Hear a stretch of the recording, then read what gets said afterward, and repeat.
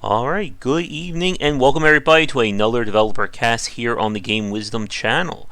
I am Josh Beiser and we have another great discussion lined up for today. We're going to be talking to two indie developers who specialize in doing narrative and storytelling based games. They are from the studio Clockwork, and they are currently planning a Kickstarter for their upcoming game Silicon Dreams. So please welcome to the cast James Patton and Daniel Adams. How you guys doing? Doing very well, thank you. I'm good, thank you. It is great to have you guys on. We've been talking about this, I know, for at least a month or so. Then the pandemic hit, and then everything just kind of went nuts around the world. The world just went bananas. Yep. Yeah. And we planned to do the Kickstarter a whole month ago internally, and we couldn't pull it together. So this has been in the works for way longer than we thought. Yeah. But it's great to have you guys on. I know I've been keeping busy with a lot of dev casts. Everyone's been trapped inside, which means that everyone has time to come on for these casts and talk game design for hours and hours on end. Suddenly a lot more free time than people are used to, sure. Not for me. When you already work from home, it's just the world around you's gone crazy, but you still have to make videos and do all your work here. You duck your head over the parapet and you're like, oh, okay, that looks crazy. Anyway, back to work. Yeah, right. Just look outside. Yeah, it's pandemonium. Let's get back to work here. But it is great to have you guys on. I know we got a whole lot to discuss. So to begin with, since this is both of your first times on for our cast, could you talk a little bit about who you are and what is your background when it comes to game dev? Sure. I am Jamie, and let me see. I actually didn't study game dev at first. I always knew that I wanted to make games, but I studied literature of all things at university. And I taught myself how to code and how to do Unity. And so I was a hobbyist for ages. And eventually, one of my hobby projects was good enough that I could actually sell it for actual real money. That was a cyberpunk management sim. And the proceeds from that meant that I could just go full-time, and here I am. I'm Danny, Jamie's partner in crime /business/developing. I also didn't study game design or development, though I had attempted to. That was my first goal at university was game development, and that crashed and burned, so I promptly switched to psychology and switched to communications from there. However, I am currently pursuing a master's degree in game design and engineering. Yeah. What else? Brief foray into analog game design. Learning to code. Danny is way too modest to say, but he is technically an award-winning analog game designer. I actually forgot about that. It's not modesty. If it had come to my mind, I would have dropped it.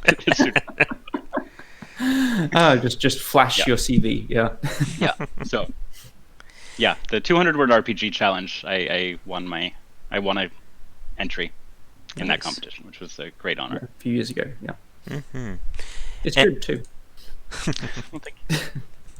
And for you guys, I know, James, you worked on the game Spin Mortality, which hopefully I didn't butcher that too badly. It's my fault for calling it that, but you did just fine.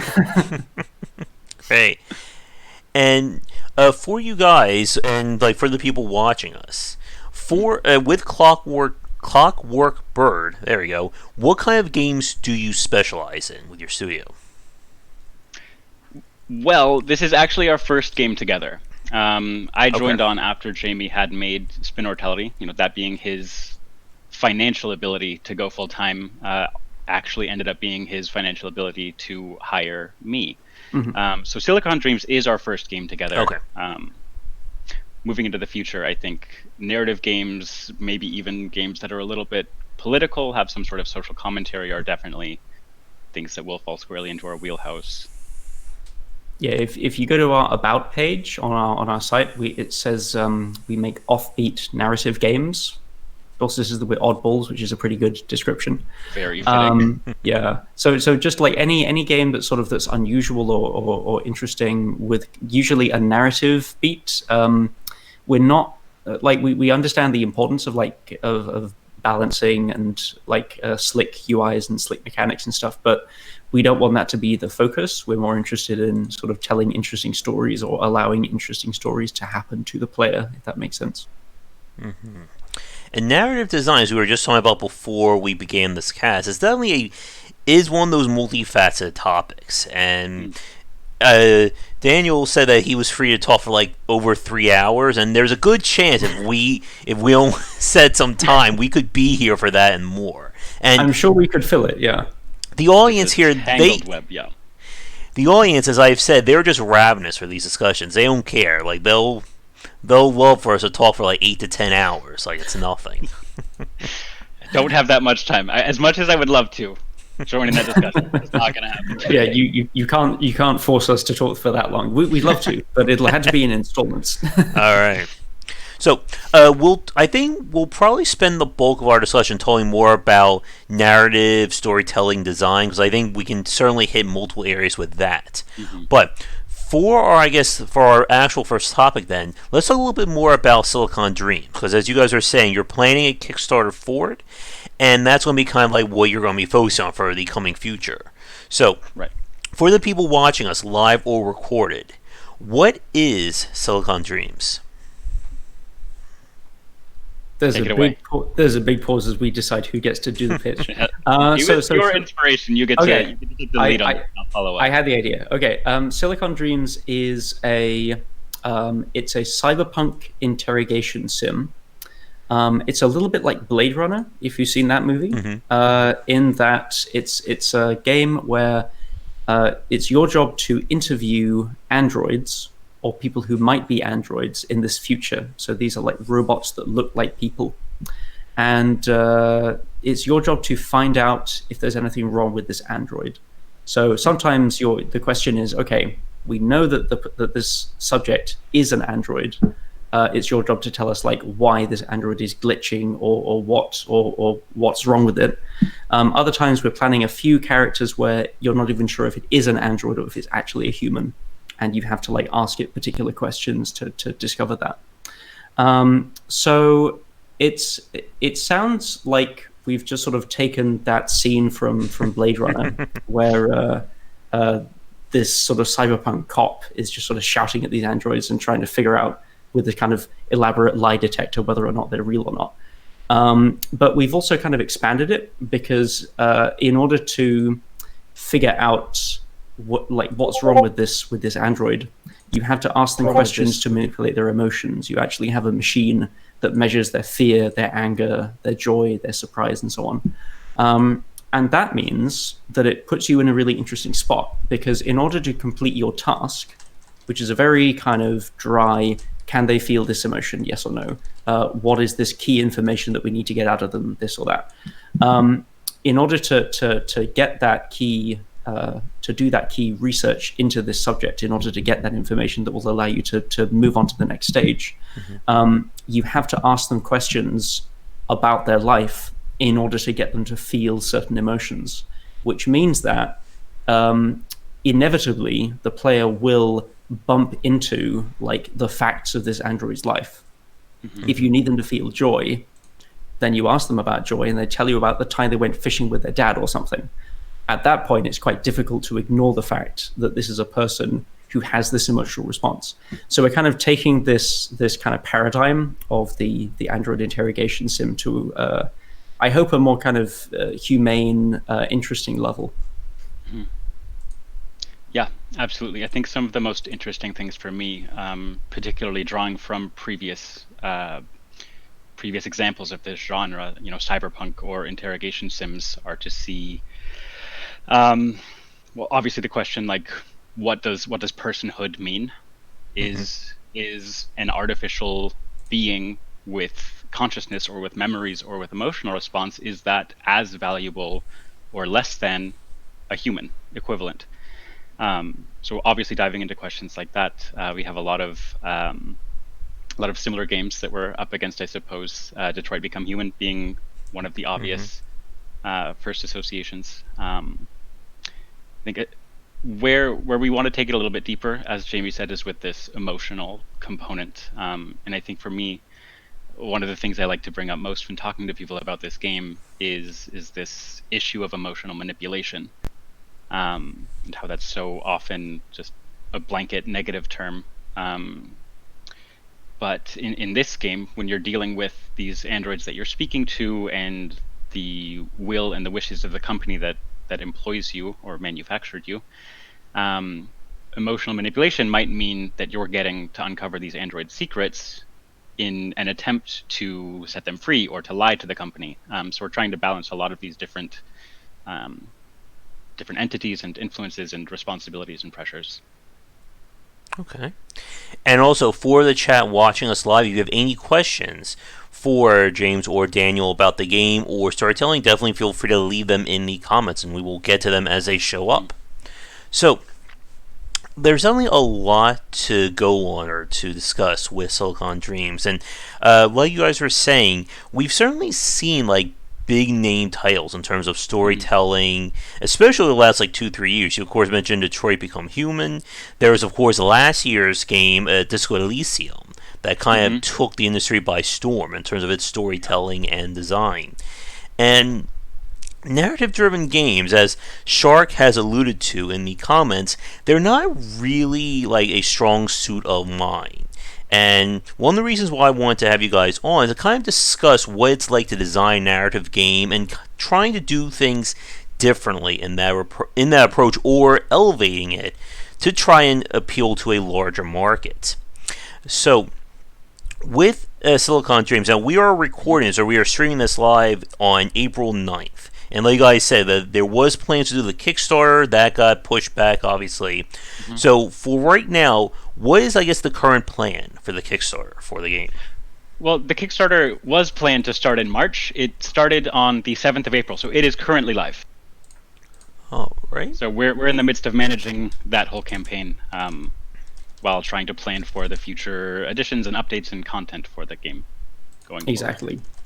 So our plan is like, if the Kickstarter doesn't work out, then we'll have to cut a few things and cut a few characters and not add all these neat little mechanics that we think would really bring the game to the level we want it to be. But if that happens, we're aiming to have it out by like late August, just because at that point we kind of start running out of money. And if the Kickstarter succeeds, that gives us a bit more of a buffer. So we're then looking at like September or October, but we'll sort of figure out the timeline as we go. And if we meet certain stretch goals, then we can extend that to add more stuff. But it looks like no matter what happens, the game ought to be out at some point this year. Yeah. All right. So I'm looking at the Kickstarter now for it. And one question that I always like to ask developers who go to Kickstarter is, how long did you guys actually plan the Kickstarter project? Because I know a lot of developers tend to struggle, doing things too soon in terms of getting a Kickstarter. Yep. Yeah, I mean, we could have launched it a month ago if we pulled all-nighters and pulled all sorts of crazy nonsense. But in the end, we decided that we wanted to put out a demo to go with the Kickstarter. So, by the way, we're so bad at selling this stuff. Very bad at self-promoting. So, there is a Kickstarter, and there's a free demo that anyone can play now. That's on itch.io. So go Link play in the that. Kickstarter, We're very pleased with it. So yes. So we really wanted to put out a demo version of the game that kind of showed off what it could be, and that really that would let it sort of shine and tell people why is this an interesting game. Because we had an earlier version of one of the characters, which was it had some elements, but it felt a little bit like sort of just a regular dialogue tree that you could sort of mine for information. And we decided to kind of completely redo and iterate on him. And version 2 was totally different structurally speaking, and it really shows off what the game's possibilities. I still don't think that we've pushed it all the way, but we wanted to really nail that. Yeah. So yeah, we've been kind of planning to do a Kickstarter ever since we started work on the game in November, December-ish. Yeah. But a lot of that has just been making the demo because we had to have something to show. Right. So the amount of time that we spent actually just doing Kickstarter stuff, I'd say that's about, what, 2-3 weeks or so? I'd say three weeks. 3, collectively. yeah. And that's sort of in the earlier phases. Of course, that's going between the demo into the Kickstarter and planning things and rewriting things as Exactly. the demo changes and as our vision changes, as much as it can in a week. Which is more than you'd think, but yeah. Which is more than you'd think. Yeah, but there's also a lot of like figuring out tiers and pricing them out and making sure that even if one backer backs at this tier, we can still like afford to give them this reward, that kind of thing. Right. Yep. You're dealing with manufacturing quotas, and you have to order 20 of something. So running the numbers was a big part of it. The joys of logistics. I know. Oh yes, exactly. So, looking at the Kickstarter for it now, and like with Silicon Dreams, like you guys said that.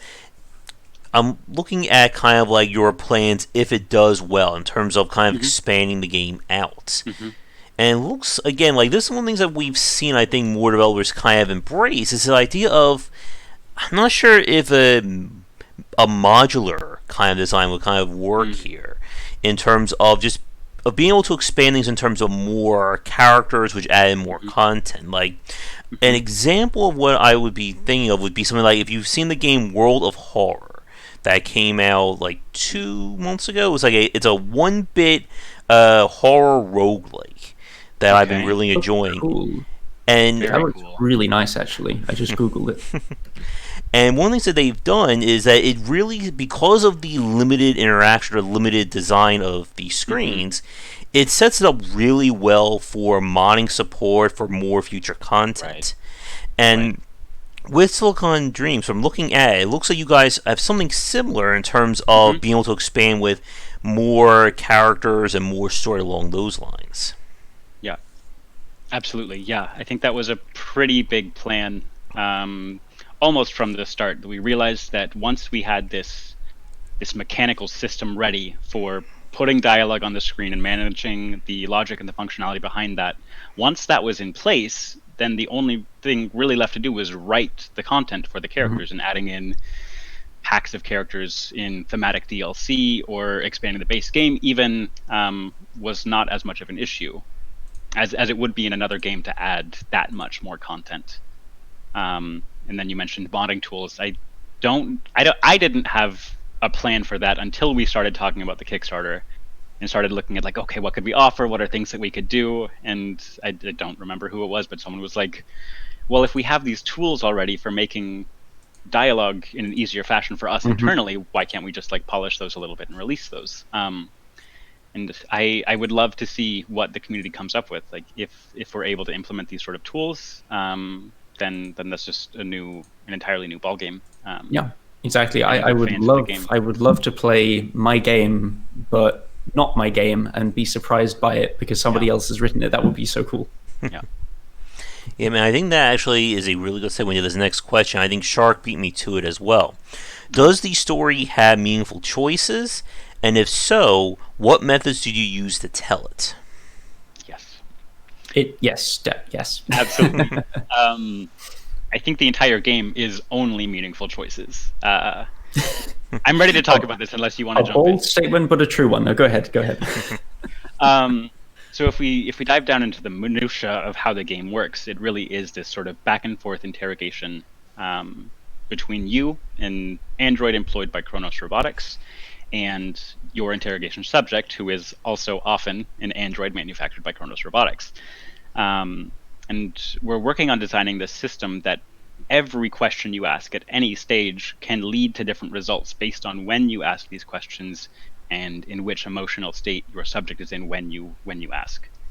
And so this is not typically what someone would think of when you say a meaningful choice, because it doesn't influence the metagame or the overarching narrative, but it does change that interaction, just like our conversation does. If I interrupt Jamie when he's speaking, the conversation is going to end somewhere completely different than it would if I hadn't interrupted. So we're really trying to mimic that sort of system, and that sort of conversational interaction. Exactly. And the good thing is that basically, even if we're not able to quite get there, the fact that it is a slightly artificial setting where you're like in a different room to the person you're having a conversation with, and you're only interacting with them through like cameras and audio feeds, it means that like the suspension of disbelief allows us to think that the conversation is as natural as it could be, because you're kind of just reading questions off a clipboard. But we'd like to push it into the realm of, okay, well, how do we actually mimic the dynamics of an actual conversation as much as we can, like given our budget and given our time? So when you ask a certain question, that will, like, every question, I think, like leads to an emotional difference in the subject. So if you talk about, if you ask them about something that's a bit frustrating in their lives, anger will spike. If you ask them about something that they really like, joy will go up, and maybe the surprise will go up as well. And then that emotional state affects what responses they might give afterwards. And of course, there's sort of a limit. Like, what I find interesting is that the limiting factor in terms of like what we can then do with that is not the system, because we could have 100 different like outcomes to a single question based on their different emotional states. The limiting factor is like, how do we kind of make it fair for the player so that the player can discover all the information they need and all the content that like pertains to the subject, if they're sort of playing it right. But then, like, theoretically, you might annoy a subject so much that they just shut down and don't talk to you anymore. And then that will mean that you won't be able to get the information which would allow you to like betray their secrets to the company. And then when you actually fill out this report that the company's given you, you first of all, you will want to fill out the report with correct information, obviously. So if the question is this android capable of feeling anger? This model should not be capable of it, but we're worried that maybe they've developed a fault and they can feel anger. You might ask a question that's meant to like get them angry, and and sure enough, they actually feel anger, so they can feel it. They are glitching, and then you can fill in the report with that information. But then you might realize that the Android might get decommissioned, or it might get reset back to factory settings if you betray that secret to your bosses. And so then you might think, oh, okay, well, maybe I can lie about this in order to cover up the fact that the Android is broken. But then I've got to make sure that these other answers are correct so that my bosses don't get too annoyed with me because I'm giving this incorrect question here. So there are sort of multiple levels of, like, in your interaction with the subject, and then in the report that you send to the company, there's multiple sort of different levels of meaningful interaction and meaningful choices. And those will have an effect on both like how the company sees you, which is like how much you can get away with, which allows you to be nicer, to lie to them more down the road. But it also has an effect on like which androids live or die, and we're toying with the idea that there might be some other effects that knock on as a result of an android being released or being decommissioned or something. Okay. Yeah, if I can, I want to get back to Sharky's question because I think it's so wonderful. Oh, yeah, okay. Just maybe rapid fire these modular story sections. I think we cover by there being different characters that are sort of will be more or less interwoven throughout an entire playthrough of the game. But then even in the dialogue, we've sort of built it in this modular fashion where you have a topic that you can bring up, and each topic has multiple questions. And I think something that might have been brushed over a little bit is in each of those questions, there might be several options for how you approach that question. And each of those approaches might result in different emotional states. So even though you're addressing the same topic, the way that you approach it with the tone or the severity can also influence your subjects. Yeah. And I guess a question for me, one of the things, one of the pitfalls of a lot of like story or narrative games is kind of like how, I guess, quote unquote fake it can appear. As in, you can ask a question to somebody, they get annoyed with you, you can then just ask it again. Like, like the conversation feels very mechanical in that regard. Or the ever popular, I'm just going to go down every dialogue option in a row until I get to the one that moves the story along. How are you guys kind of, I guess, trying to get around or trying to make it feel more believable to the player when they're having these conversations?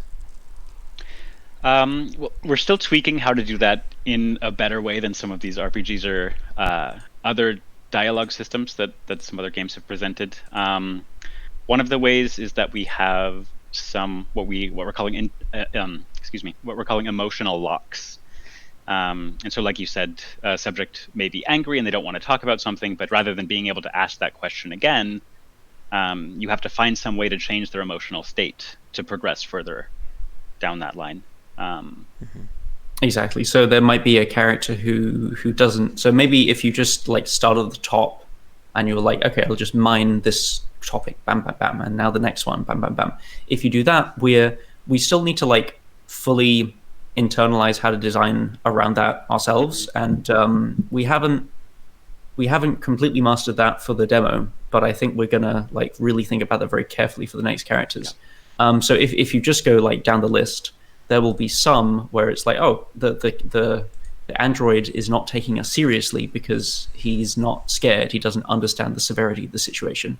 Mm-hmm. Well, in that case, you need to actually work out what topic you need to talk about to make him scared, and then you can go back to those other topics, and then you can actually go through them.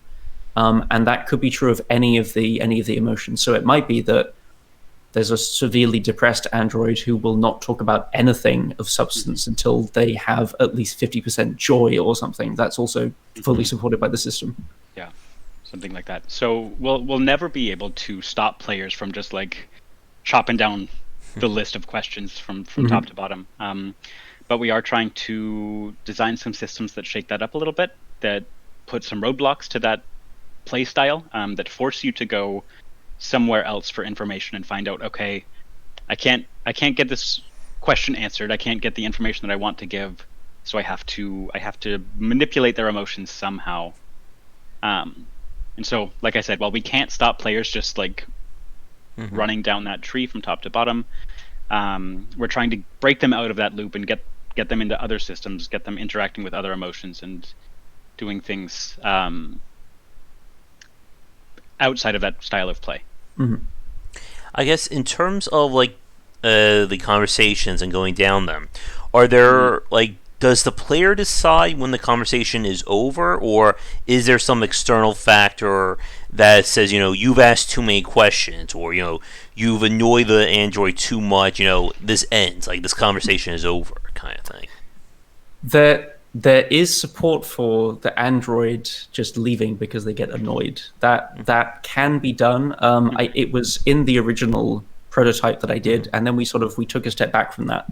But I could easily kind of take that back in and have that working in a day or so, and I think I might for some of them. But as long as you don't like really annoy them, and they don't like, I think if they became fully terrified and they weren't locked in, I think then they would also leave. But as long as you don't reach one of those kind of gates, then it is kind of up to you when it's over, and it's when you submit the report to your superiors, that's when it's finally done. Yeah. Okay. Each of these interrogations is sort of preempted by what we're calling the report, or a list of questions that your superiors have said need to be answered before this interrogation is finished. So I am one of those players. I know for a fact there will be people who will try and like uncover as much as possible even after they've answered all of those questions. But for others who are tired of a character or don't want to go on, as soon as they feel they have all of that information, submit the report and interview is over, and move on. You are the character with the most power in the interaction, because you're the one, like, they're in a remote location, they're listening to this disembodied voice coming in through like a speaker or something, and they're actually like chained to a table while you just sort of shout questions at them.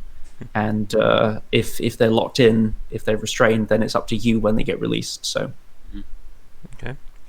And I guess to Sharky's point about the emotional states being more like locked gates, can characters kind of like once you get a character angry, can you, I guess, change them or change that emotional state?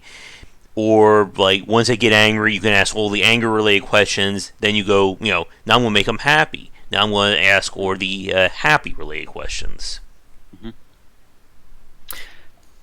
I wouldn't say that the emotions are locked gates as much as they are influences on the information that you get. I would say it's a rare case that it will just be a brick wall, where you see, I'm too angry, I'm not going to talk anymore. I think there are rare sets of questions and responses that trigger that sort of thing. In most cases, the emotional state will influence their response, not shut off a response entirely. Mm-hmm. So it's a balancing act between those emotional locks we were talking about before, and the fact that every response can be modulated in our system based on the level of each emotion. So you might ask a question like, "How are you doing today?" And if the android is just sort of neutral, he'll say, "I'm fine. What's this about?" And if he's really angry, he'll say, "How do you think I'm doing? Thank you," or something. And that allows the conversation to feel a bit more natural, because it's sort of the opposite of those RPGs where you have a really intense conversation and then you ask to see their wares and they say, "Of course, here are my goods." So we sort of wanted to avoid that, to make it feel more like a conversation. But yeah, it's sort of a balancing between those two things. But also, you also can't necessarily lock a character into feeling an emotion, because over time emotions do kind of fade away. So if you get someone angry, and even if they're at maximum anger, and you can then ask a bunch of other questions which don't make them angry, and their anger will slowly kind of dip with each question, and new emotions will get kind of triggered by the new questions you're asking. But you kind of have to have enough questions to ask in order to do that.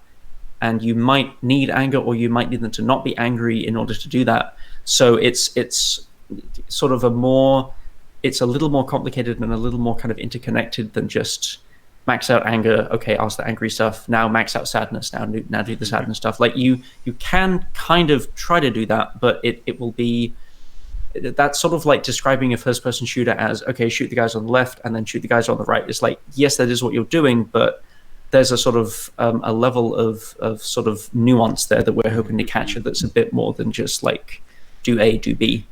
Yeah. In terms of like the emotions, like, is the game set up to kind of have like one emotion be like the primary driver, or can a character feel like multiple emotions at the same time? Like sad anger, happy crying, things like that. Absolutely. So we took a bit of a dive into some psychology and found a few academics' life work probably on how to categorize all of these. One continuous pretty system, and we ended up with one that represents 6 emotions, and there is it's one of the images, I believe, in the Kickstarter. If anyone wants to go take a peek at that, there's this emotion machine. It's this nice, beautiful readout display that sort of bibbles and bobs and wiggles, and it is a 6-axis system, and theoretically all 6 emotions could be on the board somewhere at any given point. And so this is a very fluid system. Exactly. There is support for example, if a character feels sadness, then it would then reduce their joy, because that's just sort of seems natural. But it doesn't have to do that. So I think the characters we've got don't actually have that. So they can feel pretty much anything at any time. I think for some of the future characters we're planning, we will make it a bit more nuanced. So like, okay, it will not be possible to have maximum sadness and joy, but there are those sort of bittersweet emotions where it's like, I'm sad about this memory, but there were also joyful elements to it. You can absolutely be disgusted and angry at the same time. That's just like, oh no, that's totally bad. A question could easily trigger surprise and joy, for example, if you do something nice for the android and they're not expecting it. So I would say even almost every moment in the game, an android will be feeling more than one thing. That's not true of the tutorial character because she's a bit simpler, but every other character, it's actually quite hard to get them feeling only one thing. All right. Now, one of the common pitfalls of story or narrative-driven games is the replay value. Is Hmm. like coming back to this game, like you've solved, you play it one time, you either solved it perfectly, or you Hmm. got your version. And I think this is one of those things that, like, for me, has always been one of the limitations of narrative-driven games. Like, obviously, like the poster child for this would be Telltale's adventure Yeah. games. The whole idea of "quote unquote" your choice matters, and Hmm. how you play the game, you finish it, and then there's not really much reason to go back because Right. you did your choice. Like, you played the Hmm. game your way. Hmm. Why should I play it again in a different way?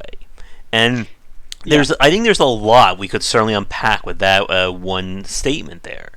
Very much. That's a So fair point. Yeah. Yeah, I think one of the first things I would bring up is that Telltale is sort of notorious for lauding this branching narrative system. But if you actually look at the structure, it sort of like branches, and then it comes back to a Yeah. close, and maybe you have like three options at the end of a scene, for example. I think that's something that we're really working to design away from. And we're doing that with these characters who don't inherently have any connection with each other. Each interrogation is not necessarily linked. You're not unpacking one single chain of events, one crime, for example. It's more like a call center employee troubleshooting a single device, and then, okay, that one's done, we'll move on to the next one. Hmm.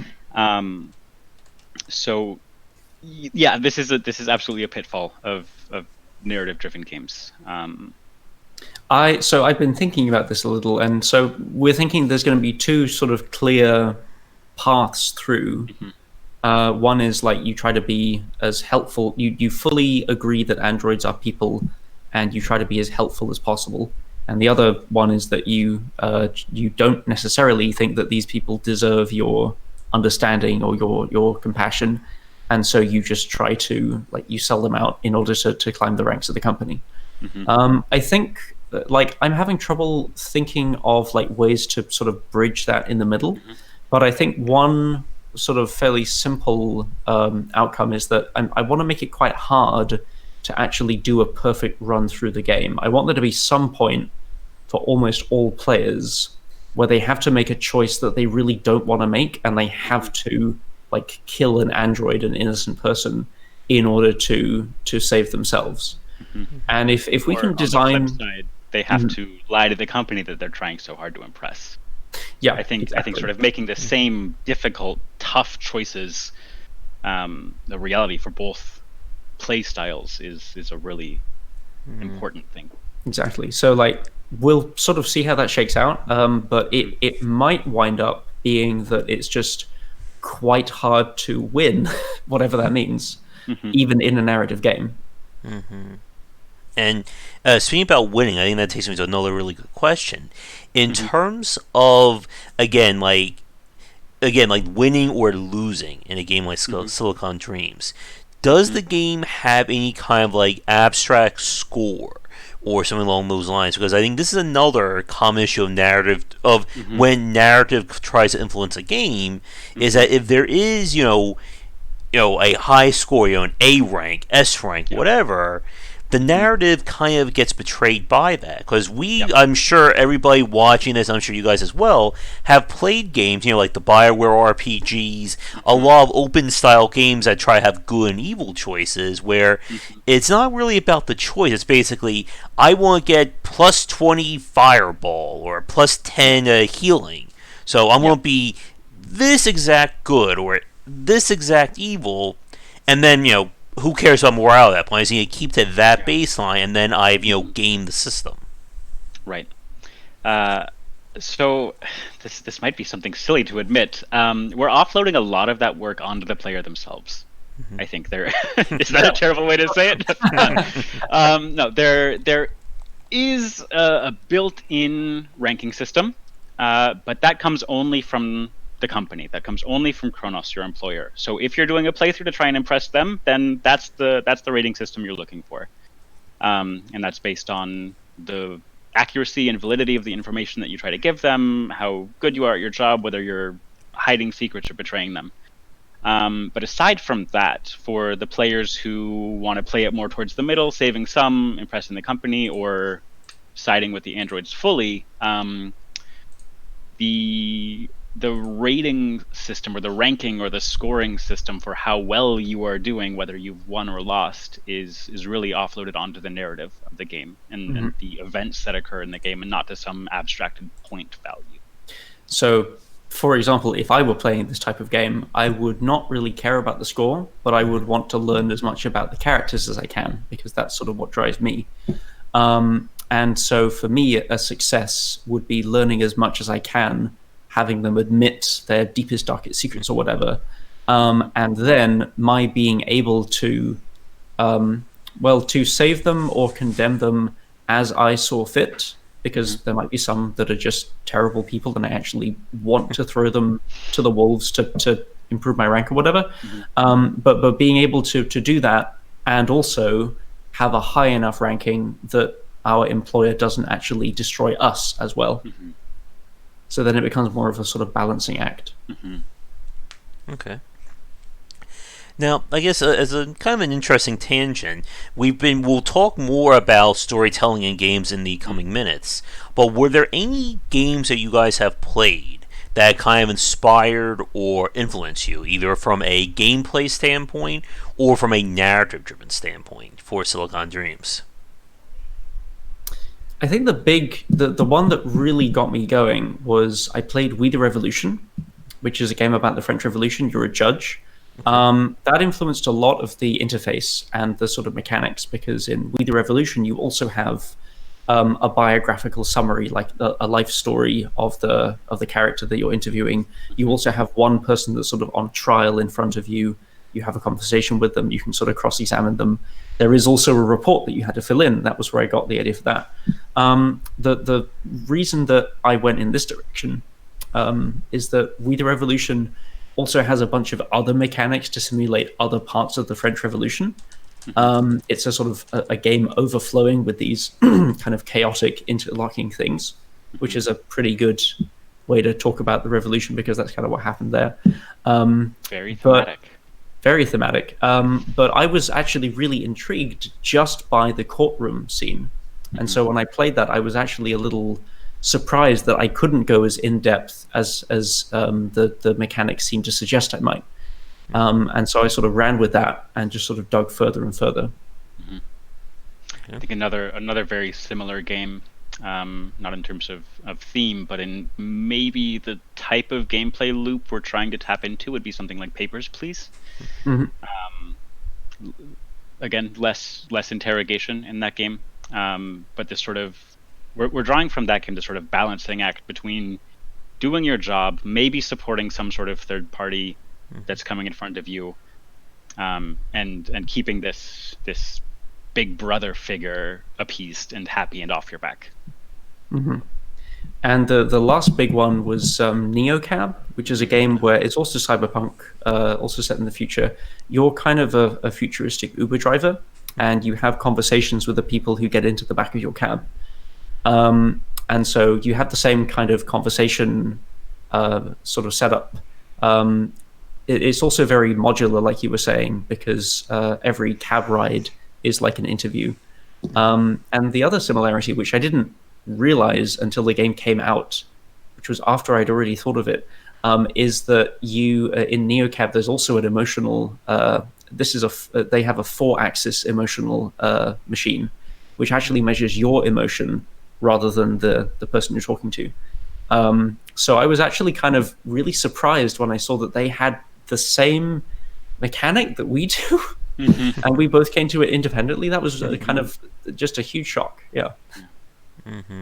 It's very in trend. Yeah.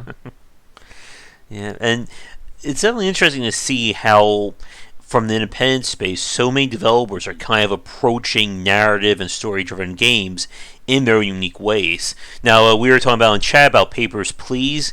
I was thinking about something like Return the Obra Dinn. That would be the game after that from Lucas Pope, and like that was one of those games I really liked because it was more of a mystery rather than just.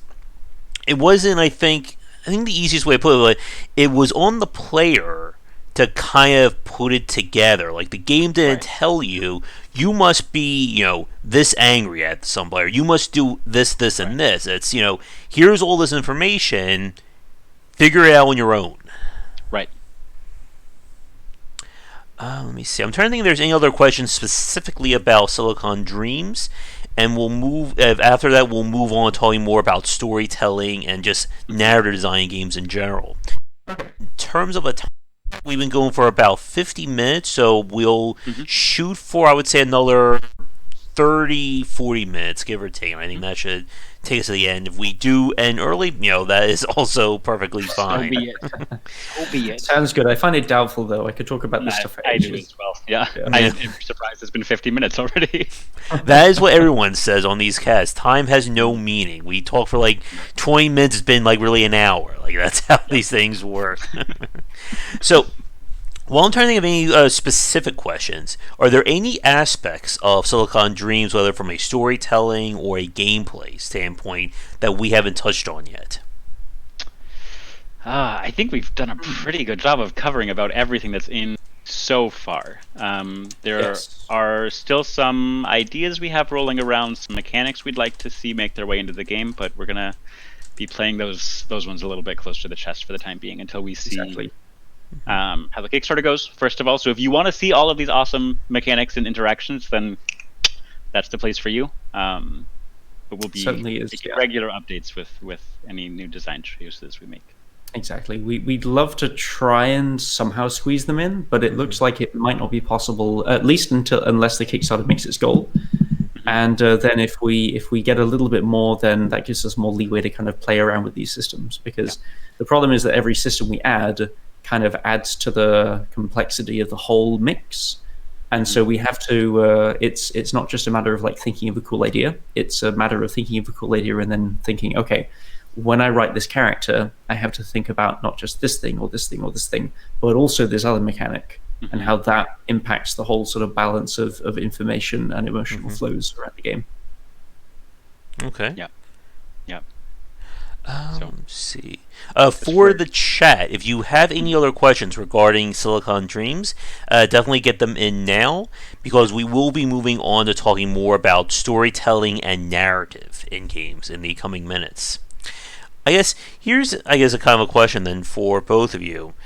What's the process for like writing or creating a character for this kind of game? Yet to be determined. Well, we've done it twice, so we must have some idea. We've done it twice. Right? We have some idea, sure. Yeah. I mean, first of all, we have a huge document with a list of potential characters, and that's everything from, some of them are quite fleshed out, and we've got sort of backstories and motivations and why they were brought in and what the company suspects them of and little bits and bobs. Others are literally just, it would be cool if we had a character who's also a streamer or a character who really likes books or something. So we sort of start with that very basic brainstorming, and we try to sort of flesh them out, get an idea of who they are. And then I think it's a matter of like, well, when I was doing mine, I mostly wrote the first character, and then Danny mostly wrote the second character, and then we sort of both collaborated on him a bit more. With mine, it was a case of like, figuring out what elements of their life are quite important. Like, do they enjoy watching movies? What are their hobbies? What is their job? What is their sort of history of their life?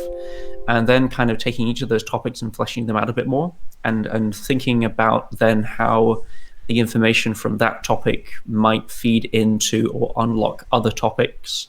If you ask them about what movies they like, they might mention something in passing about the fact that they last watched movies with their ex, and then you can talk about their ex or whatever.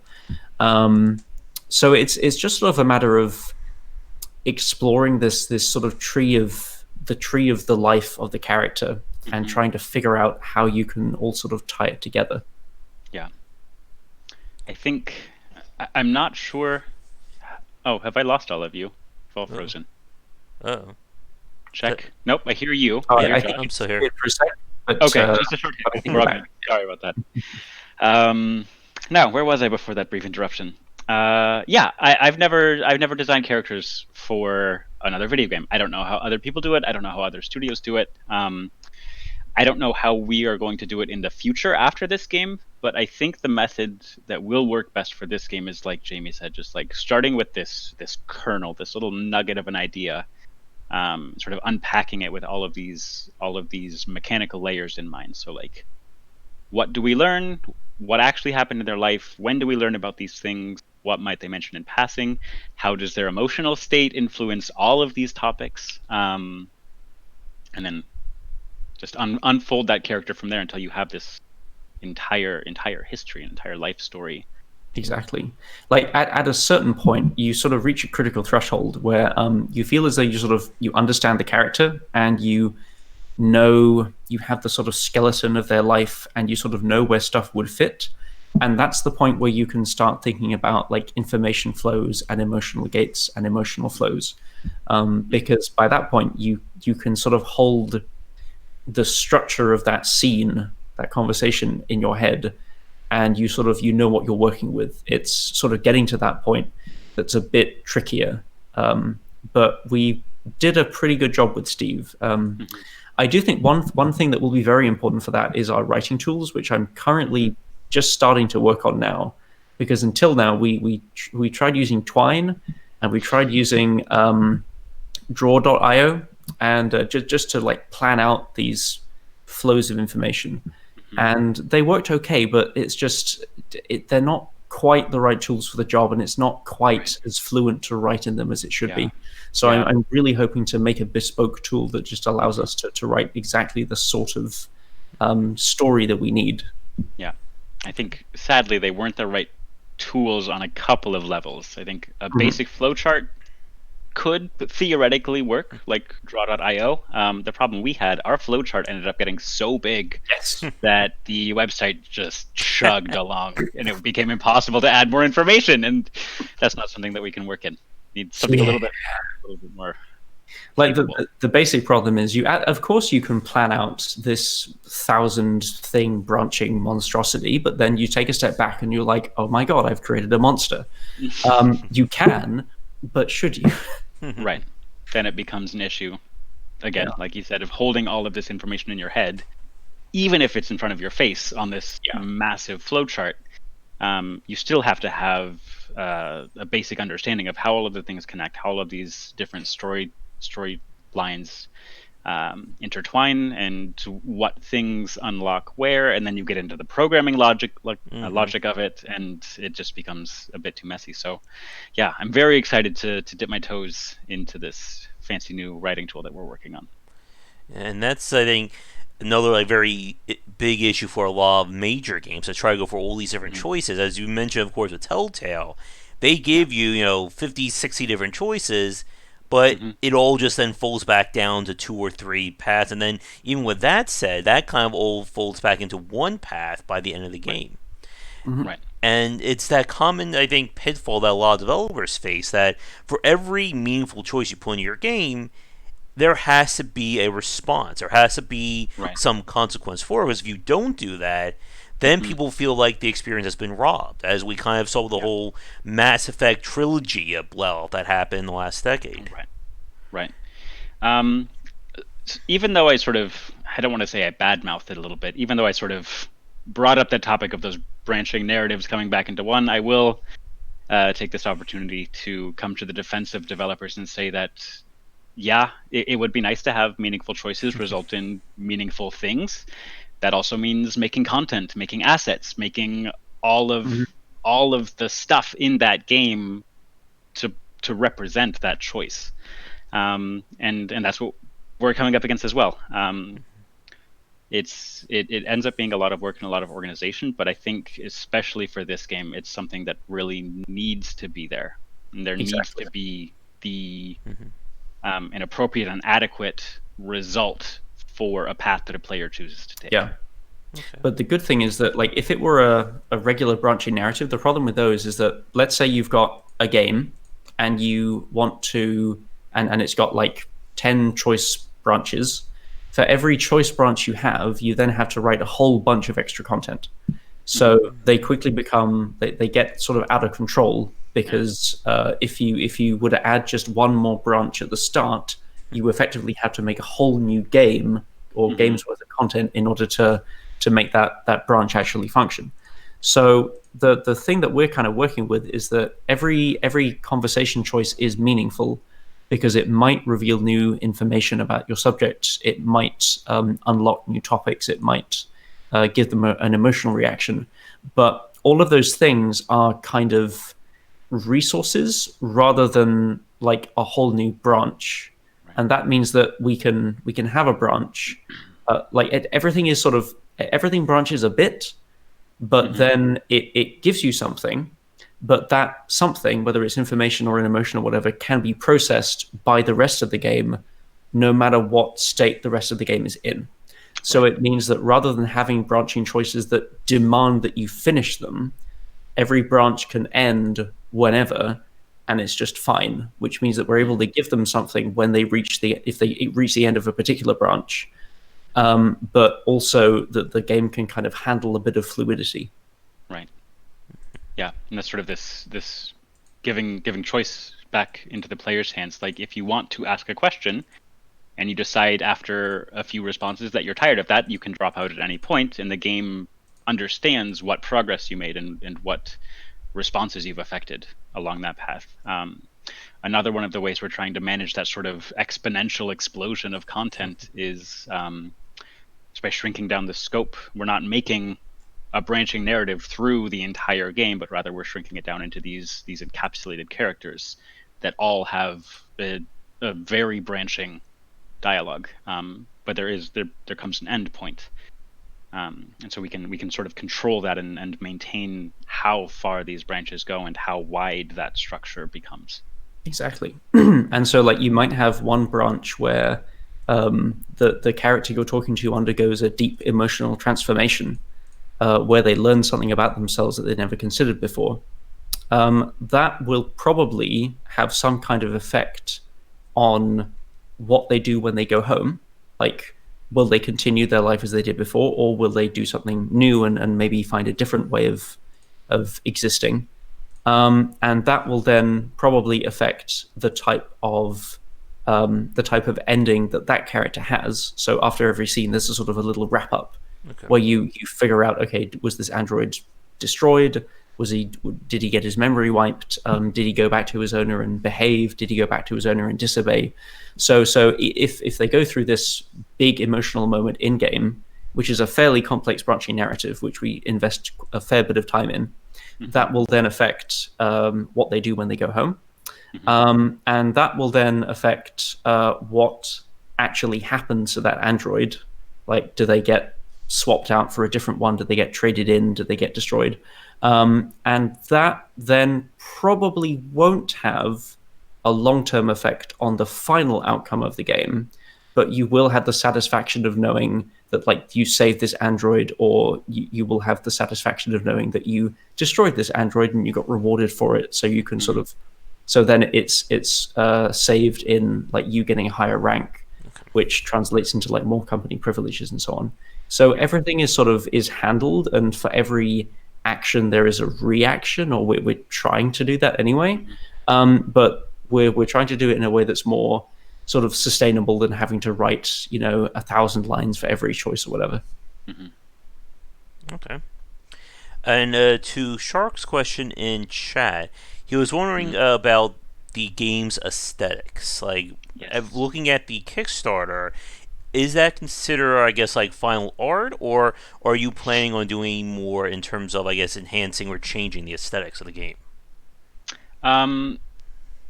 I would say yes and no. I don't know if this is something we've talked about a whole lot internally. I would say yes and no. I think we're definitely going a low poly aesthetic. I think the character models aren't final, but something similar to that. I think there's a stylistic motivation for that. I think there's also a practical motivation in that we are only two people, and neither of us, well, I'll speak for myself. I am not particularly versed in 3D animation and 3D modeling. I'm learning. It's not my strength. Yeah. Blender is Blender. We're just but no, this is not even alpha. I would say. This is like the prototype of the game. So the visuals, the aesthetics are very much not final. Exactly. So we don't expect the game to become an absolutely stunningly beautiful thing by the time it's done, because we just don't. Excuse me, we don't have the skills or the resources for that. But we will do several more polished passes to, I think the room is definitely going to look a lot nicer. We're going to have more stuff on the walls. We're probably going to remodel the TV, that kind of thing, and the characters will get a pass as well. But don't expect miracles. Yeah, it's not going to be photorealistic by any stretch of the imagination. All right. So I think with that, let's talk a little bit more about, I think, storytelling and narrative in general in design. Again, like this could be like a 2 to 3 hour discussion, so we will keep to our somewhat of our time frame here for like the next 30-40 minutes thereabouts. So one thing that I wanted to ask you guys, as we've been describing this kind of, again, the kind of conversations that you're having between you and the androids, one thing that has always hurt me, and like for longtime fans of Game Wisdom, about this kind of topic, is kind of how, I'm not sure what the term I want to use, it may be no pun intended, but like how a lot of games are very mechanical in terms of how conversations play out.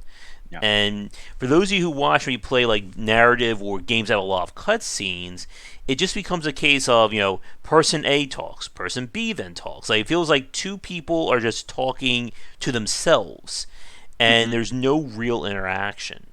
And as two guys who are very much interested in narrative and storytelling in games, I wanted to ask like your thoughts on trying to make like conversations or the storytelling feel more natural to the player.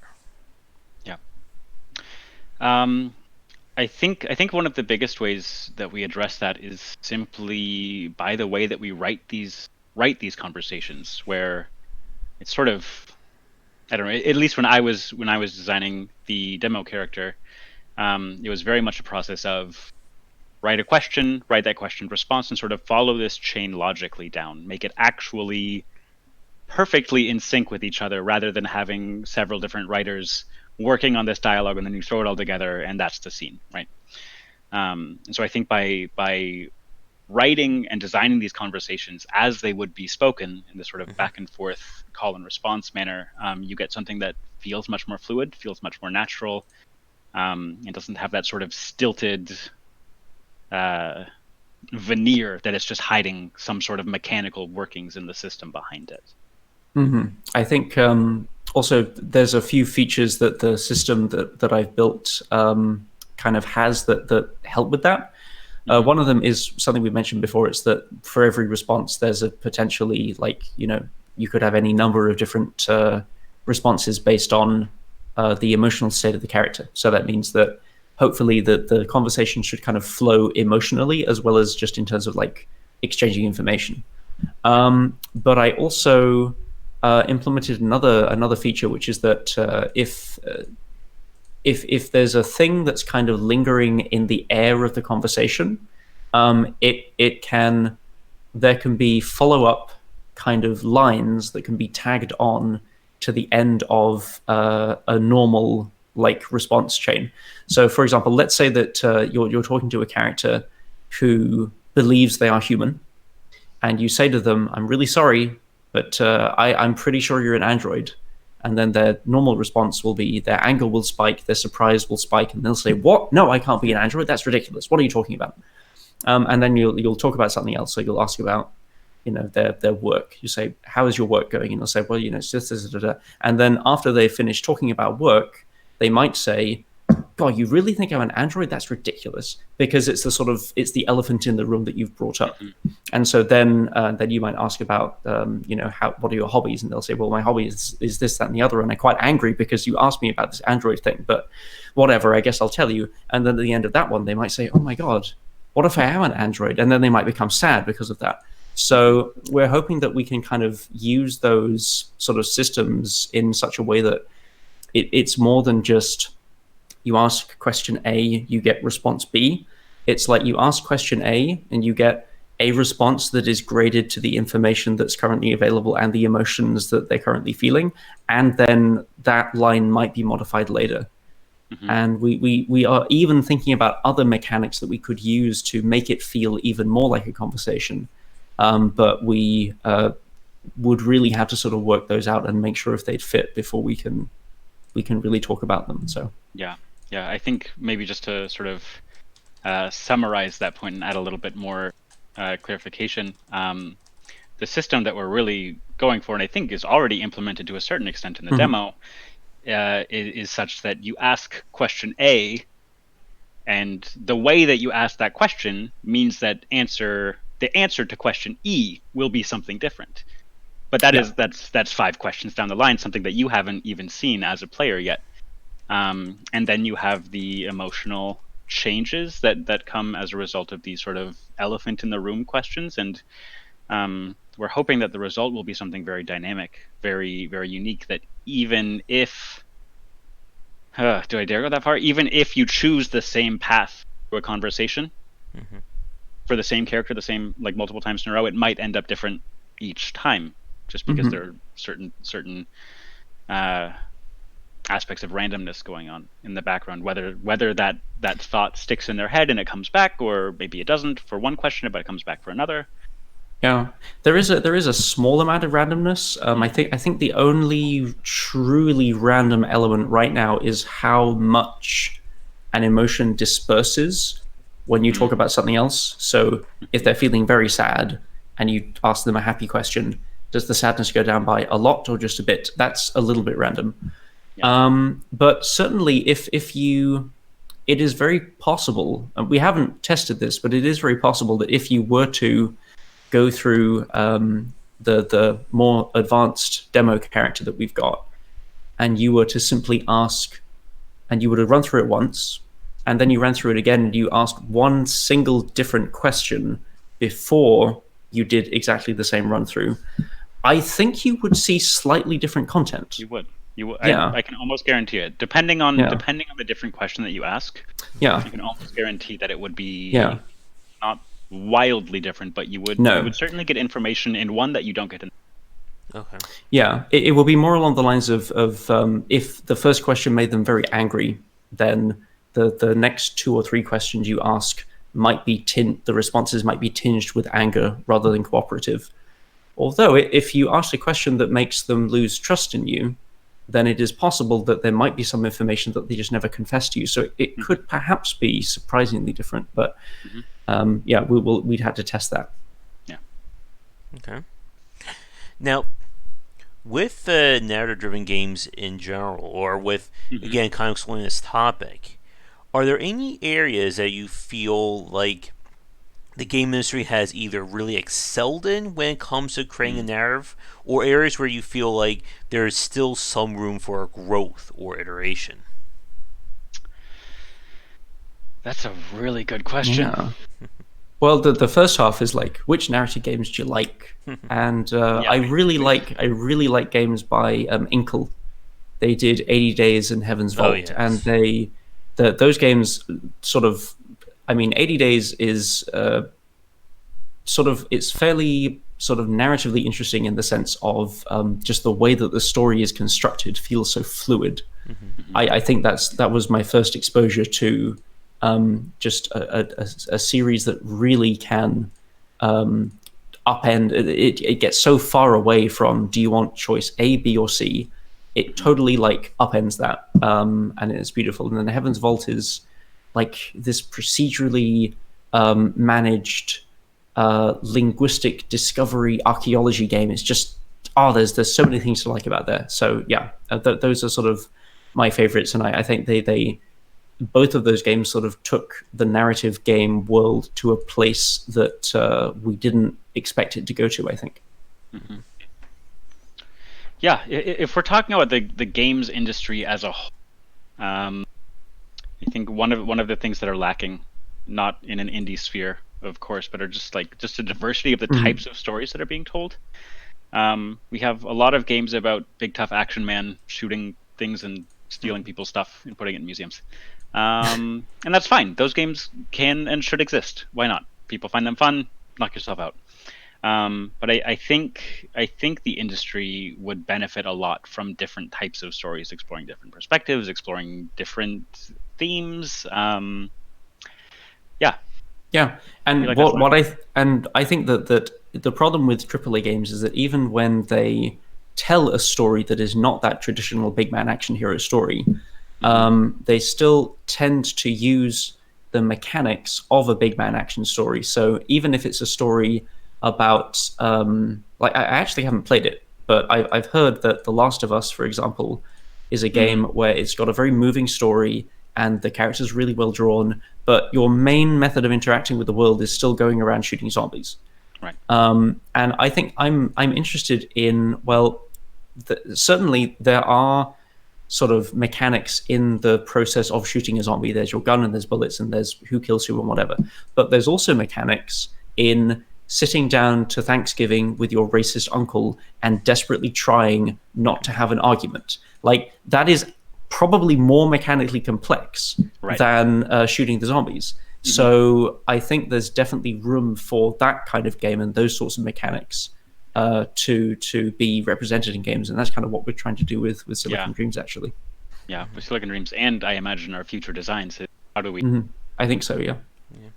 I think part of the challenge, something that we kind of alluded to earlier in the cast, is that when we talk about very much narrative-driven games, they tend to, I think, in some way conflict with the general interactivity of a video game.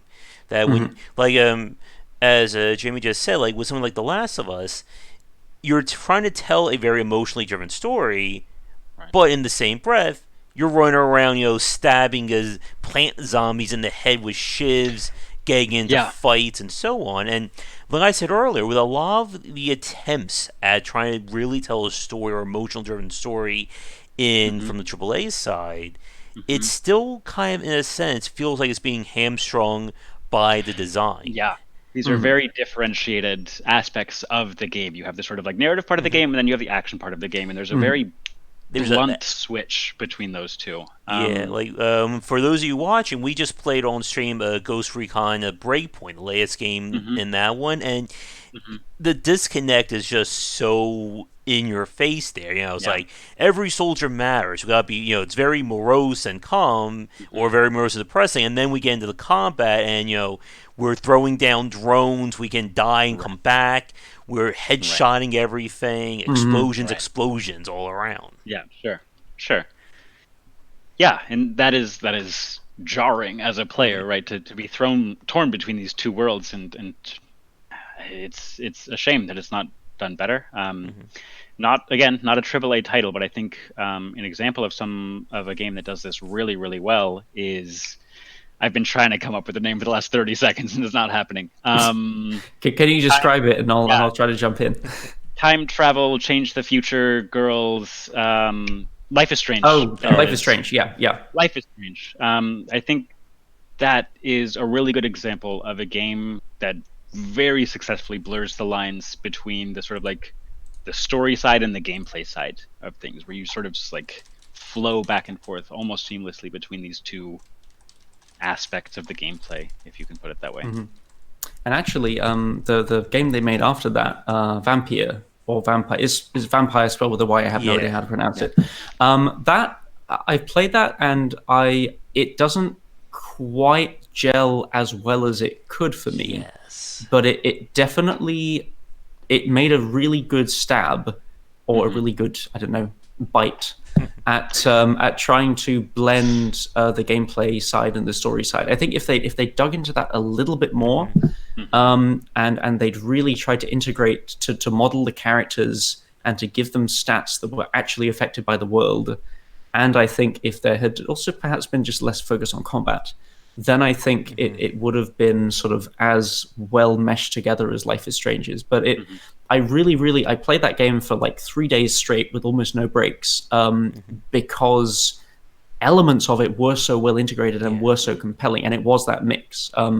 There's this wonderful moment. It's my favorite moment in the entire game. Perhaps my favorite game moment, like in the last 6 months. Well, I don't know. It happens in the first hour of gameplay, so maybe it's You're fine. okay. Yeah. So you become a vampire, and it's very traumatic, and you have no idea what's going on, and you're a scientist, and you think, oh, this must all be some crazy dream.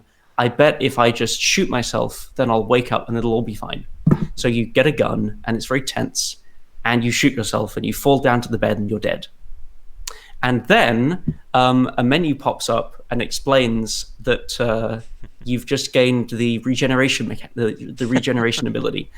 And it's like, it's this, I'm not really doing it justice, it's this brilliant like moment of like, you discover this thing, this mechanic, at the exact moment that this kind of atheistic, doubting, skeptical, scientific person also discovers it. And it's this really interesting moment in terms of like, what is mysterious, what is hidden, what is known about the limits of knowledge, which they do by ending a cutscene with a menu prompt of all things. Right. Yeah, and I'm glad you brought up Vampire, because that's one of those games that I don't. Again, it like for what it does some things really, really well.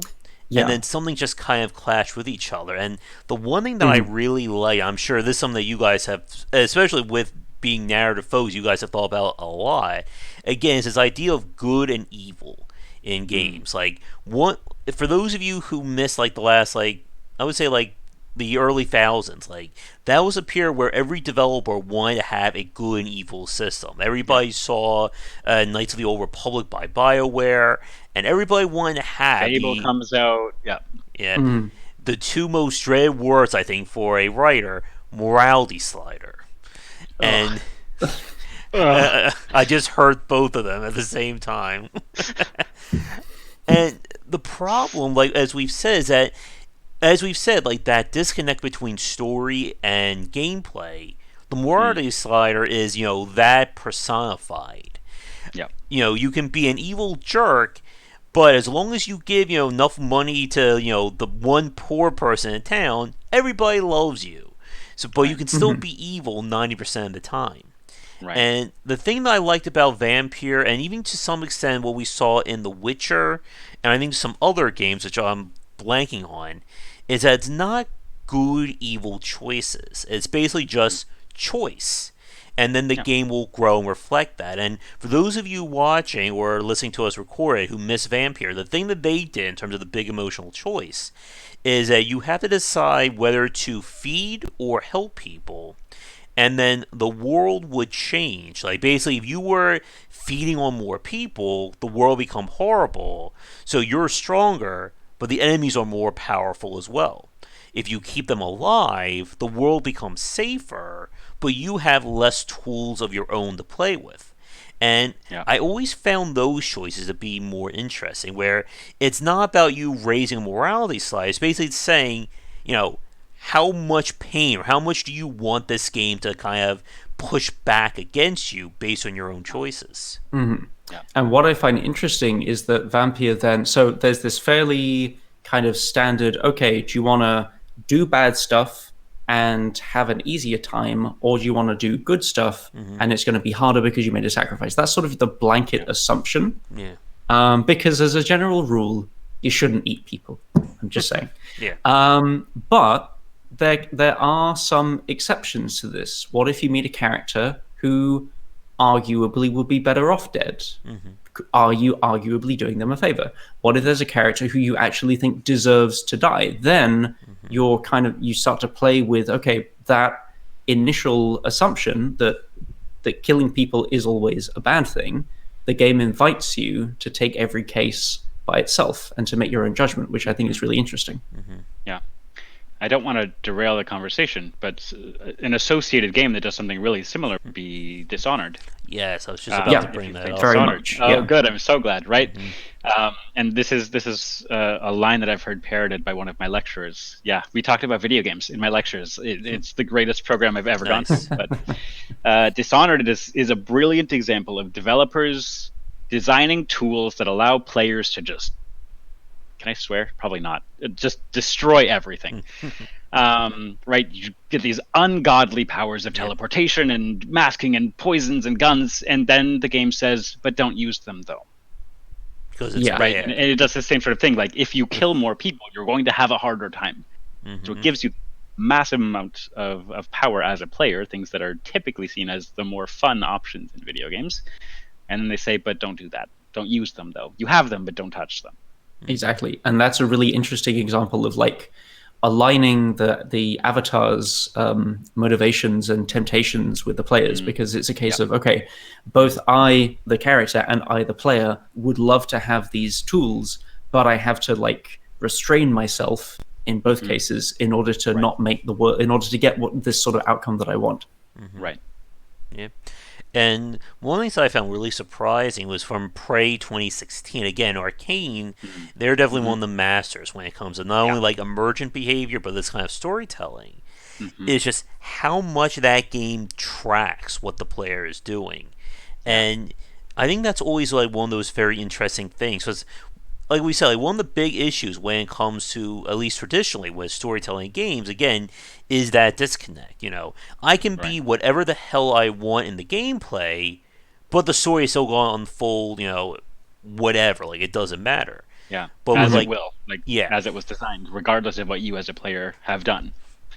And exactly. Like, sorry about that. Oh, sorry. What I was going to say was like with like Prey, like what they did, of course, is like they're just passively tracking not only in game what you're doing, but then at the end. And I won't spoil the ending, but they remember a lot. You know, like as we said earlier in chat, the whole Telltale's famous choice or famous they will remember this that didn't pan out. They remember it in Prey, and it's just shocking. Like all of a sudden they bring up things you've done. It's like, wait, the game was watching me that time. I sadly haven't played it yet, but I can imagine. I did play Dishonored quite a bit, and I don't know what I'm doing not playing Prey, but yeah. I just don't have time, to be honest. I've played Dishonored. I'd love to play Prey. I think I'm waiting for it to get it cheaper, to be honest. But no, I love it when a game. I think what people want from a game when they make a choice is they want the game to acknowledge it somehow. So that's either the game says in the moment, okay, you've made this choice, let's go do that. If you take an action and the game doesn't respond, like if you throw a paint pot at somebody's head in Half-Life 2 or whatever and they don't respond, it feels like the game has sort of let you down somehow. And I think that if you can build in those little feedback systems to say, yes, we're listening, yes, we care about this, or we thought of this, then it sort of feels like there's somebody else or some force on the other side of the screen. And I think that's sort of where the magic is. Yeah, it really brings you into that experience and says, okay, you sitting there in front of the screen are actually in this world with us, and we acknowledge you, and we recognize that you are taking actions, and those are going to have consequences in this space. And I think saying that, probably the quintessential example that people know of right now will be Disco Elysium. That, again, just like it acknowledges that you are behind the computer and just says, here you go, do whatever the hell you want, and we're just going to let the story play out, like, we don't care what the established canon is, just do whatever the hell you want, and the game will reflect accordingly. And as we've talked about, like here, like from a gameplay standpoint, there's not a lot to Disco Elysium, but in a way, it gives them that freedom. Just say, we don't care what the story is. Do whatever. Yeah. And I think I haven't played enough Disco Elysium by far, but I think the genius part of that is that rather than partly it's just a matter of reframing. Because rather than just having skills that are fairly like physical based, like strength or athletics or the one charisma stat that you're allowed, it says, okay, each of these stats are a facet of your personality, and they're all really weird, and they all like reach out and suggest other stuff that you wouldn't normally have thought. So partly, it's like I think mechanically speaking, it's probably not massively different to something like Planescape Torment. But in terms of like the things that it makes you think about and the connections it makes you draw, it feels much richer because it's talking about an internal space rather than like a physical external space. Yeah. And I just love how, as you said, like every part of your personality has like its own lore associated to it. Yeah. Like, you can tell that the writers of that game really like to write and be descriptive. Yeah. As a just a quick pause, we are at just an hour and a half in, so I think if it's okay with you guys, we'll wrap things up in like the next 10 or so minutes. That sounds And pretty good, yeah. for the chat watching, this will be final call for questions. If you have anything you want to throw at us about storytelling, narrative in games, etc. And I think one thing that I wanted to bring up here that I think it's kind of fascinating, I think this is kind of where I like to see narrative or storytelling games go, are more games that try to, I'm not sure what the right term would be, like almost like rationalize or bring the game mechanics into the world itself. And what I mean by that would be something like Hades that I've been really enjoying from Supergiant Games, and how it is a roguelike. Roguelikes are not usually known for having an all-encompassing story because it is a game where you literally will die and come back to life and repeat it again and again.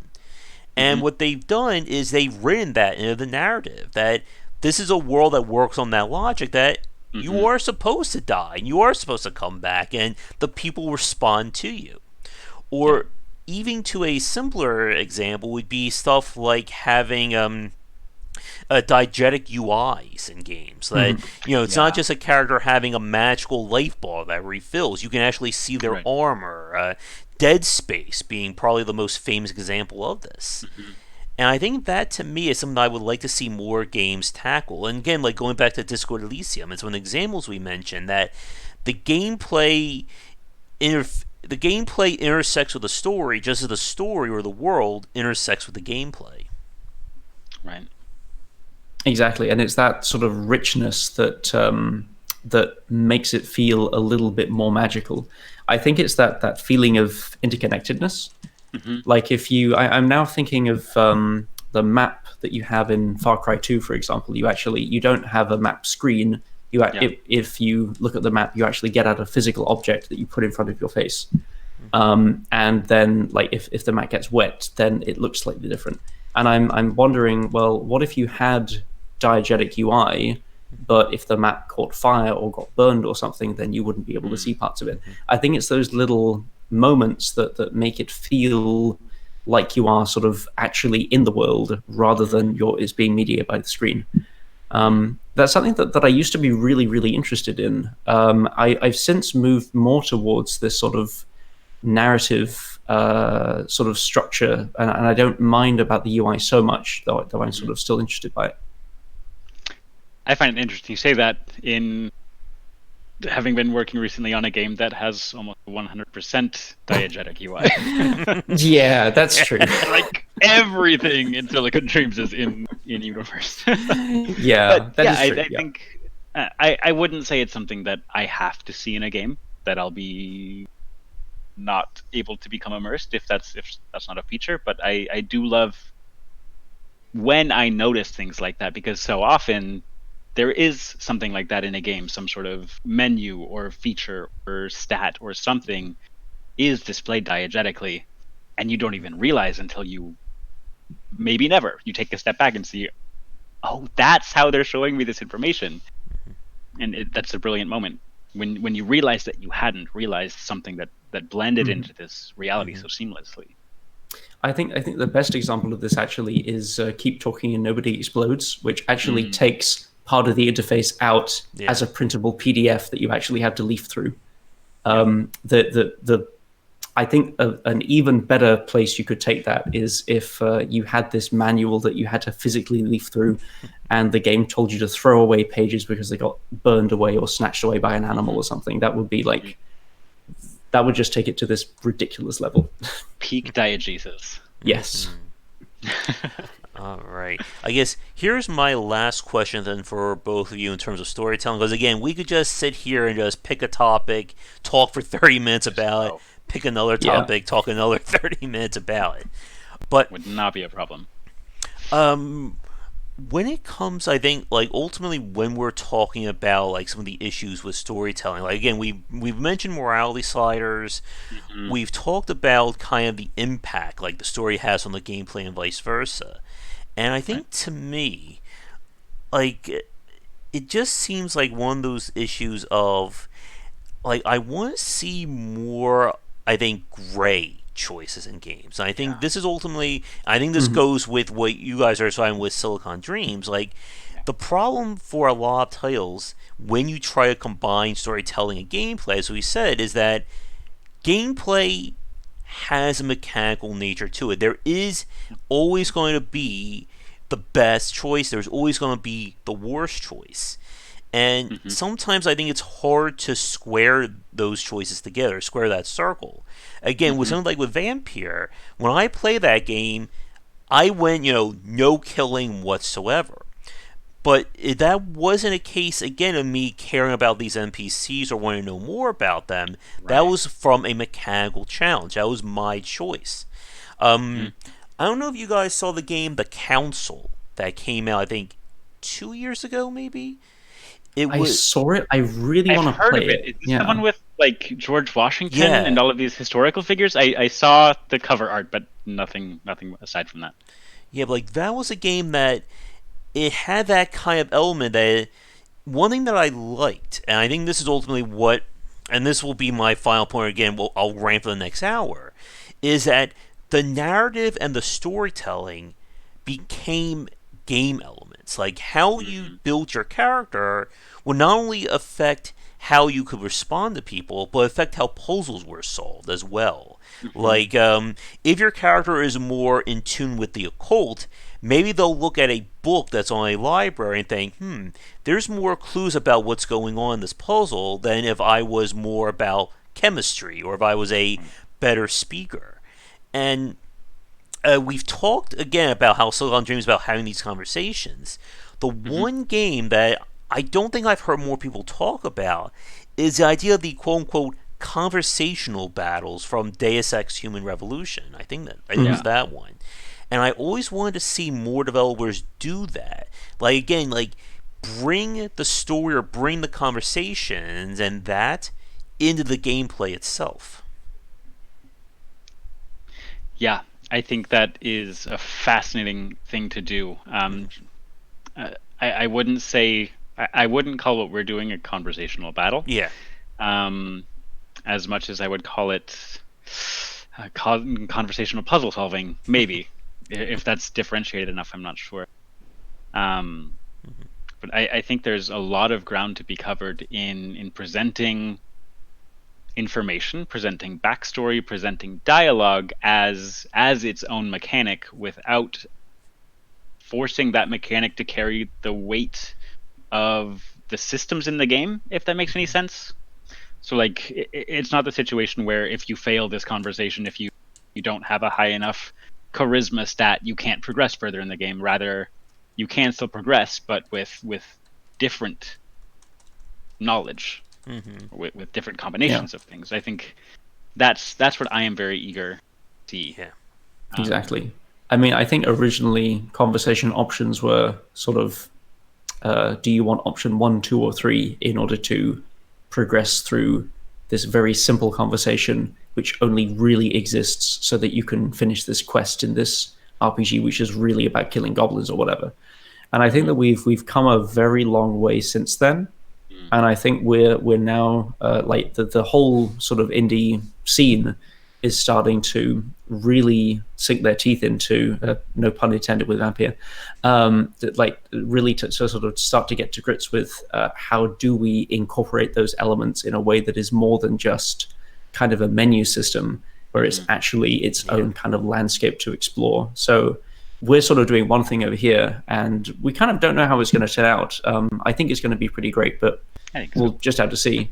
But I'm also hopeful about the fact that there's all these other people who are exploring different sort of nooks and crannies, and I look forward to playing their games. Yeah, absolutely. And to the last point we just said there about giving the player choice without locking them from the game is very important. That even if I choose, the worst possible options, the game still needs to be playable. Or we go back to the old school adventure game era where, the very famous, Hitchhiker's Guide to the Galaxy, if you don't pick up an item in the very first scene of the game, you're going to lose 10 hours later, kind of thing. I've played enough of those, yeah. All right. Exactly. I recently played Sorcery 2 actually, and that has a really elegant solution to that, which I won't go into here. But I felt very heard. I felt very much as though my concerns had been answered. All right. And like we said, like we could sit here and chat for several more hours, but I know you guys have to get going in the next few minutes. So, Yeah. and as always, like if you're interested in coming back on, like we said, we left a whole lot on the table. We can certainly have you guys back on for another discussion about Silicon Dreams or more about storytelling and narrative in games in general. Why not Perfect. both? We'd love to come back. Yeah. I would love to. All right, so we've already talked about Silicon Dreams being in Kickstarter and what's going on. There should be a link to that in the description down below for the recorded cast. Do you guys have anything you would like to say to the fans or anything to, tie a bow on for our discussion? Thank you for being here. First of all, it's wonderful to see that there are people as interested as us in talking about game design and narrative systems and all of this. Wonderful stuff. It's wonderful stuff. That's all. That's all I have to say. Thank you so much. It was a great privilege and joy to join you and be here and talk about this stuff. Yeah, I just want to say it would be lovely if some of your viewers back the Kickstarter, but obviously it's a tricky time right now, so no pressure. If you just want to sort of follow what we're doing, our website is clockworkbird.net. That's all one word, Clockworkbird. And you can sign up to our newsletter there. And we're also on Twitter. So if anything that we've said strikes a nerve and you think that we would be interesting people to follow, then that's all very easy. That's how you do that. All right. And besides Clockwork Bird, do you have any other social media you would like to plug before we let you go for today? It's all connected to that one handle, and I think everything's sort of cross-linked. We're starting to get on Twitch. We'll stream through the demo actually and have some more developer commentary. If you were interested in this discussion that we had here, you might be keen to see what we have to say about our game and pick our brains some more about how we have designed these systems. Getting onto YouTube, Facebook. I think that's it. That's all the social media. Yeah, we're on Twitter as well. There's the Kickstarter, but if you Google Clockwork Bird or go to clockworkbird.net, then you'll be able to find everything there. I mean, I'm on Twitter as well, but I mean, if you just follow Clockwork Bird, then you'll get everything you need, really. Yeah.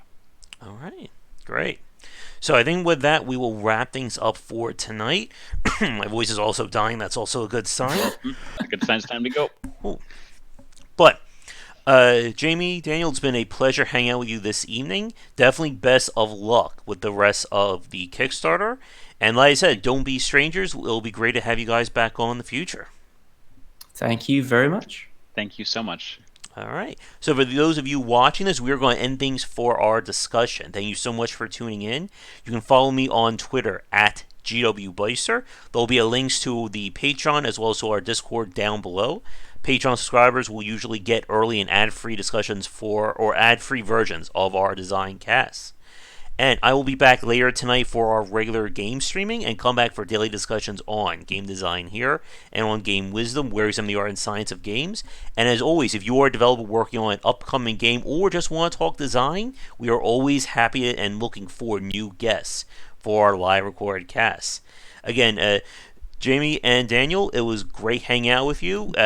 Hopefully I didn't keep you guys up too late. I know we have a bit of a time difference, but not so bad yet. We'll survive. It's okay. All right. Best of luck with everything, and we will talk to you guys later. Thanks Bye. very much. See you soon. All right. All right. With that, let me just make sure my sound is right. There we go. Have a great night, and see you all next time.